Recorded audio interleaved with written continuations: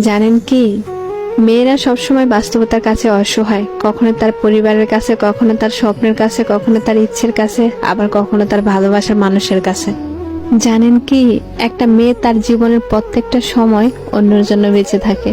জন্মের পর বাবা মার জন্য, বিয়ের পর স্বামীর জন্য, সন্তান হবার পর সন্তানের জন্য। তাদের জীবনে কোনো চাওয়া পাওয়া থাকে না, যেটা থাকে সেটা হলো সবাইকে নিয়ে বেঁচে থাকার স্বপ্ন।